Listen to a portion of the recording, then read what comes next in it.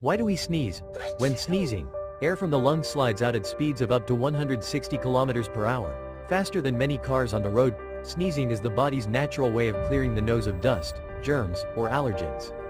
Interestingly, we cannot sneeze with our eyes open, because the brain will automatically order the eyes to close. In fact, if someone sneezes too hard, it can crack ribs. So, the next time you sneeze, remember, it's not just a small burst, but an amazing burst of energy from the body.